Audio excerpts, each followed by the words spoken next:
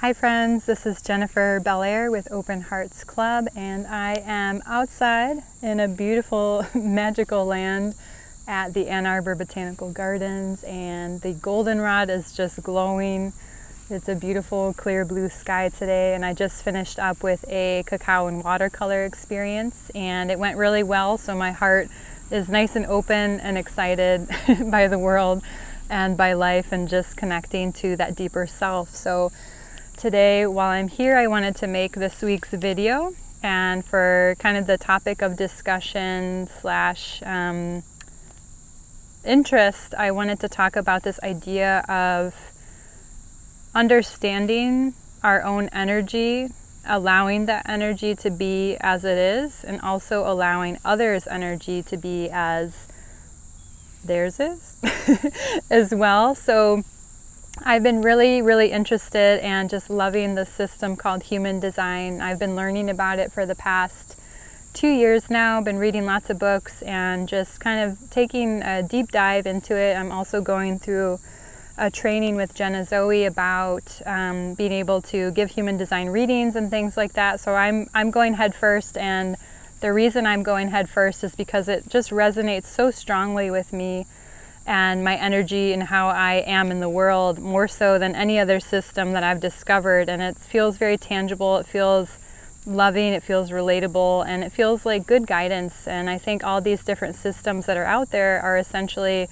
things that are tools that can help us to understand and see ourselves in a new light, to honor our strengths, and just allow this more introspective space to see what our being and our energy is like. So human design has 4 different energy types. I'm not going to give a complete description of everything. I'm just going to speak from my own experience. But again, coming back to the theme of the energy that we have and honoring others' energy.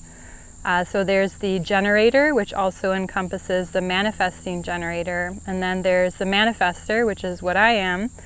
And then there's also the projector and the reflector. So some of these different energies in human design, we say it's like an energetic imprint. It could be like your auric field. It can be just the energy that you have about you, around you. And that's all part of just like your being. We can put it into different contexts and say, oh, this is related to this philosophy or that spiritual system, but essentially I'm just going to talk about it through an energetic stance. And so what human design describes is that we all have a different energetic imprint. And so every single human design chart is unique, which is really cool. And so once I found mine out, I realized that a few things stuck out. I'm a manifestor, so I'm a small part of the population. I'm about 9%, I believe. And then I have different energy centers defined, and I have many that are open. So anyone who knows me knows that I've always been a pretty sensitive person, definitely have a lot of empath, inner wisdom there, and I absorb a lot from my environment. I don't have an endless energy supply like the sacral beings, so that would be your generators and manifesting generators, and that's what the majority of the population is. I think it's like 60% or something like that are manifesting generators and generators. So these people have sacral centers, which is like endless energy from the moment they wake up to the moment they go to bed. And so just knowing that helped me realize, oh, it's okay to not have that like strong energy to be the task force to get things done. It's very valuable, especially in our culture. But it's not the only way to be. And so what human design has taught me is that we don't have to pretend to be a block when we're really a sphere, if that makes sense. So it's really fascinating. And so for me, it just gave me a lot more permission to be myself and to hold space for myself and to allow other people to be as they are. So for example, if someone is not someone who invites you to do stuff all the time, they might be a projector or a reflector, or they might just be really in their own energy. And so just having that compassion, that understanding, and knowing that not everybody's going to navigate at the same energy frequency that you are is just really enlightening. It's exciting, and it's just a reminder to let it all be as it is and not try to force people to be exactly like you.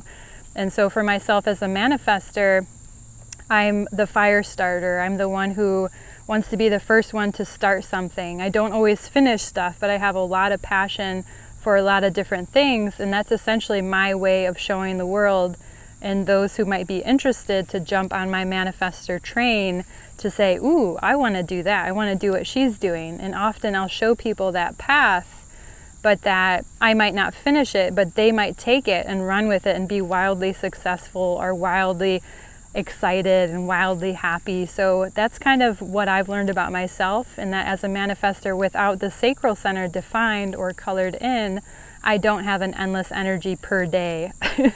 I essentially need to be in my own energy to decompress from all the open areas in my human design chart so I can feel what it feels like to be in my own energy. And for me, that's finding time and space in nature. So if this resonates with you, it's just something to think about. We all have different energy. We all have different needs for rest. We need to honor our own design and have awareness of who we are and how we navigate the world. Just thinking about each person, thinking about yourself, and just knowing, yeah, their energy is beautiful, right? But maybe they need more rest than I do, and how can I honor that? And how can I create space and create distance, but also through love, and say, yeah, definitely honor your space, honor your distance. And I think all beings, all people need to work, and then they need to rest. So just honoring that pathway, honoring that like sacred pause of going inward, because when we honor that, we're able to show up much better for the world, for our friends, for our family, etc. So it's really important to understand that and think about it and just know who you are, and better yet, know who you're not. Because when we let go of those definitions of like, why can't I be more like this person, like my husband, like my mom, like my friend, we're kind of discounting what we do have. We're saying, okay, I'm not that, but I know I am this, and that's my strength. That's how I can show up, how I can contribute to the world. And so I always felt like I wasn't able to quite fit in with the regular like 9 to 5 or finding jobs in certain kinds of businesses or corporations, etc. It just doesn't feel right for me unless it's something that truly, truly lights me up. And that's something that we all have to follow. In human design, it says that we each have our individual energetic imprint, but that we also have our own unique way of making decisions. And so my human design says that I make decisions from the heart, and so I can feel it in my body when I'm like a heck yes, like yes, this is what I want, I'm excited, I'm glowing, I'm thriving, I need to do this. And when it's a no, like a true no for my energy, for my soul, I also feel that, and it feels more like constriction. It feels like a tightness. It feels like a physiological manifestation in the heart space where if I'm not lit up, then I'm not following my soul's path or my soul's design or what have you. And I do believe that we all have that ability to tap into that greater understanding. And what human design tells us is that we all have what's called the mind, of course, right? So in human design, we have the ajna and then we have the crown. And so these two centers together create the mind. And the mind is important, but it's not the space that we're meant to make decisions from. We have to kind of turn the dial back on the mind, because the mind is really good at analyzing. It's good at predicting, understanding, all these more logically brained things, which are super valuable in our culture especially. But it's really important for us to tune into, how should I make decisions based on my unique energy imprint? And so for me, the way I'm meant to make decisions is from the heart. So that's why, one of the other reasons why I started Open Hearts Club. But my husband, for example, has the sacral center. So that's like the gut. He just knows, and he doesn't always know why he knows. It's kind of like this innate, primordial, early response that says yes or no. And so if I ask him a question, he's usually able to say yes, or he's like no. And he'll sometimes make a sound that goes along with it. And so that's his main mechanism of making decisions, whereas mine's meant to be feeling inward and reflecting on the heart space. So for me, it's really fascinating, and it's something that you can feel, right? We say things like, oh, I could feel the energy in the room, and I felt really good when I visited this person. When I visited this other person, I didn't quite feel that way. So sometimes people allow us to have more truer expressions of ourselves, and other times people cause us to be more guarded, and those are just expressions that are happening. So it's up to us to kind of discern, ooh, when I'm around this person, I feel like lit up, or when I do this job, I'm lit up, or when I interact with my work in this way, I feel lit up. So it's kind of like just tuning into the internal body, our internal energy, and just noticing, how does it feel today? What does it feel like in my body to connect to this part of myself? And I just think it's literally endlessly fascinating to kind of think about those things and to understand like why we are the way we are. What does that mean? How can we help and serve ourselves by looking inward? Because that's the energy that we're going to project outward. So that's something that human design has taught me, and I have since looked into all my family and all my friends' charts just so I can have more grace and more understanding, just to think, oh, they don't have to be like me. I serve a unique role in the big, if we think of life as a giant pie, I'm only one slice of the pie, and I hold the glue together just like they do with their slice of the pie. They create the whole. We're just parts of the whole. And so looking into other people's charts has given me, it is getting hot, have given me more permission to be myself, but also to allow space for others to be themselves as well. And so my mom, for example, is a projector. So this is an energy type that has a lot of centers open typically, so they can be very empathetic, and also they need to be invited. That's kind of the thing with projector energy, is that they still follow the path of life and do the things that light them up, but it's kind of up to someone else to recognize that and say, hey, you're really good at this, you should do it for your career, or you should say this to this person, it's going to change their life. So different energies interact in different ways, and my manifestor energy, that's like that's like, I'm ready to start as many things as possible, I'm excited, I can't stop learning, jump on my manifestor train, or get off is the kind of model that's always talked about with manifestors. So it's helped to give me more compassion and grace for those in my life that don't operate at the same high energy. And so even though I think I'm high energy, my husband is a whole different can of worms. Like he's a manifesting generator, so he has the sacral center defined and also the spleen. And so his day starts from the moment he wakes up, he's already thinking, what do I got to do? What's this? What's that? What's the other thing? To the very end of the day, even though we'll have some nice kind of beautiful pauses, he's often thinking, what's the next thing I have to solve? And he needs to deplete that energy within one day, whereas my energy fluctuates. It's more like a wave, and the wave is not a continuous wave that, oh, there's some turkey vultures flying up. It's not a continuous wave, but it's one that fluctuates and changes. So to me, that's just super interesting. And I think one of the first steps to thinking about this is just thinking like, what is my energy? Whether or not you look into human design or not, what is the energy that I carry? What are the things that light me up in my life? What are the things that people notice that I'm really good at? Those are like your native talents that you have inside yourself. So honoring those gifts, maybe you are really good at analyzing or seeing patterns, or you like systems a lot, or you're really good at starting new things. Like we all have different gifts, and it's up to us to really honor those and to acknowledge them and see them as part of the whole, and not compare ourselves to someone else or where someone else is at. So that's like a good first step, is just to, I need a drink, drink of matcha,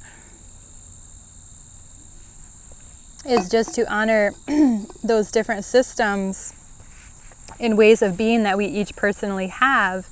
And so just being self-aware, owning into that self-awareness, saying this is who I am, this is what I'm good at.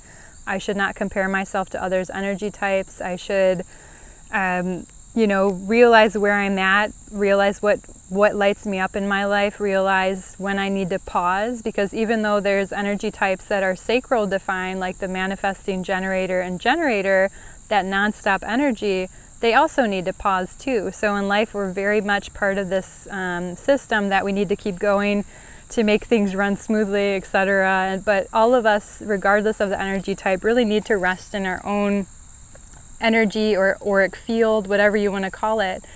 And again, this is something that I'm just endlessly fascinated by, because it's giving me that beautiful grace of understanding myself and giving myself more permission to be who I am, instead of trying to be this other person. So for me, it's all about this internal compass of what lights me up, what makes me feel joy. Keep doing that and don't compare it to somebody else's journey. And a lot of times in partnership, it can be like, well, why aren't you the same way I am? But realizing that's part of the gift, right? That's like the yin and the yang that are coming together to create the whole. Just understanding, okay, this is who I am.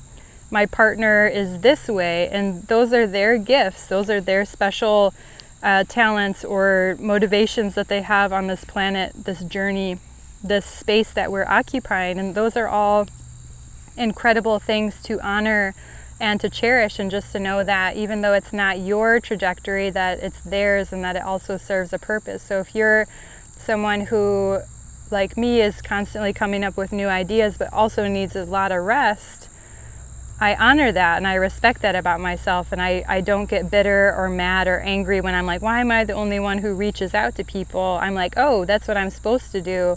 Or, oh, I'm supposed to be really excited about new projects all the time, and I'm supposed to start them and maybe not finish them, but to inspire people. So in partnership, it's really super valuable to think about the different energy types and even just honoring your family, your friends, etc. But my first advice is just to stick with yourself, because that can be an easy place to start. You know yourself the most, especially if you're more self-aware. So some suggestions I have are to just kind of take some time and space to be inward, whether that's meditation, walking, and just thinking like, what is my energy? What is my energy like? What does it feel like?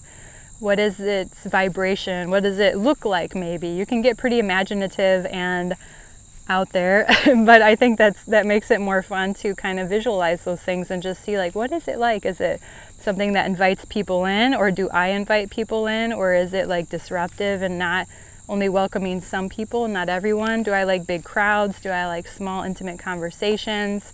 Like, what gives me the most light? And then you can move on to maybe your partner, just kind of reflecting and thinking about their energy. We got some ducks. But then from there, you can just kind of expand out, just get to know yourself deeper, know your limitations, your boundaries, the spaces that you might need a sacred pause or a rest or a space to be. And again, like we've been talking about the past couple of weeks, just building up from your foundation is really important. And so for me, as a manifestor, I am here in nature resetting. I absorbed a lot of energy just through traveling and being around different people, even friends and my husband, and it's really important for me to find that space to pause and to have that sacred like reabsorption of my energy type and just to rest into that. So you might be more like me, or you might be someone who's really, really driven. You might be a manifesting generator or generator, but I'm curious to hear what you are. So if you want to find out, there's going to be some links that I'll post below that you can find out your energy type, and it's definitely something I want to keep expanding on because I love human design. I think it's super fascinating, and it's been a system that's worked really well for me. So I hope that gives you some interesting insight. It's getting a little toasty, so I'm going to go get out of here and enjoy more of the forest and the shade. But thank you so much for watching today. I wish you a beautiful, love-filled day, and may you find the time and space to honor your energy, to reflect in your energy, and to just do the things that light you up in this life, because your body is always telling you, yes, do more of that, or oh no, I don't want to do that. And it's up to us to kind of listen to those subtle nuances. So have a beautiful day, and I'll see you next week. Oh.